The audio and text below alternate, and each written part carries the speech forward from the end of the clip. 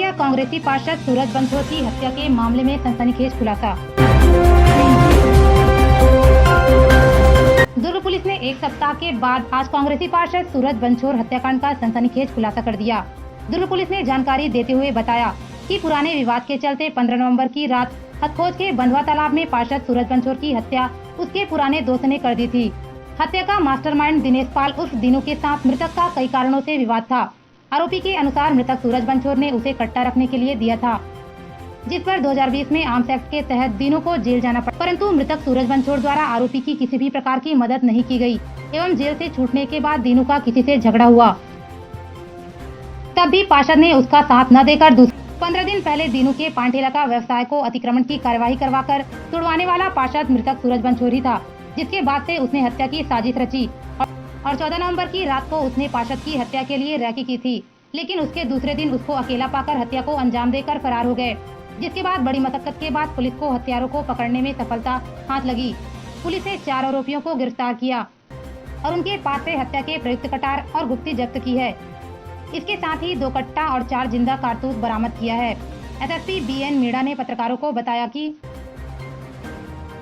दिनांक 15/11/2021 को हथखोज बंधुआ तालाब बिलाई 3 के पास में पार्षद सूरज बंसोड़ की हत्या किसी अज्ञात व्यक्तियों के द्वारा कर दी गई थी। इस विषय पर पुलिस की इन्वेस्टिगेशन पे ये सामने आया है कि उनकी मृतक की जो हत्या है उनमें दीनू और दिनेश पाल, उत्तम सोना और पुरुषोत्तम सोना, दीपक और गुरु साहू, लोकेश साहू, इनमें से जो 4 नाम हैं उनमें 3 लोगों ने वहाँ पे घटना में उपस्थित होकर उस पर धारदार हथियार से और चाकू से उसकी हत्या की और लोकेश साहू इनकी प्लानिंग में शामिल था। ये चारों जो मुख्य इसमें आरोपी है वो दीनू है।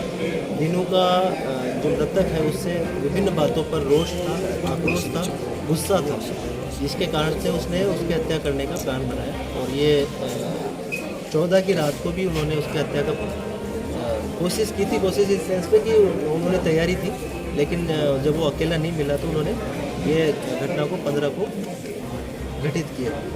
मृतक आरोपियों के पास से हमने 2 नग देसी कट्टा, 4 जिंदा कारतूस और हत्या में प्रयुक्त जो धारदार हथियार है और साथ ही घटना में प्रयुक्त मोटरसाइकिल उनसे बरामद की।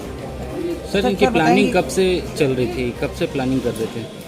प्लानिंग जैसा पूछताछ में पता चला है कि पिछले 5-7 दिनों से ही उसके दिमाग में ये आया था कि मैं इसको मार दूंगा। और ये बात आपस में उन्होंने एक दूसरे से बात की कि इसको क्योंकि ये विभिन्न तरीक़ों से मेरे को परेशान कर रहा है या मैं इससे रोष में हूँ तो इसको मारना है। तो लगभग पिछले 5-7 दिनों से ही उनके दिमाग में ये बात आई थी और उसके लिए उन्होंने तैयारी करना शुरू कर दिया। अच्छा सर, उनके पास ये कट्टा कहाँ से अवेलेबल हुआ? ये कट्टा एक मोहन नामक व्यक्ति के द्वारा उनको देना बताया गया है, जो अभी पुलिस की गिरफ्त से बाहर है। जब वो मोहन हमको मिल जाएगा तब इस बारे में क्लियर हो पाएगा कि ये कट्टा उसी ने दिया या कोई और इसके पीछे।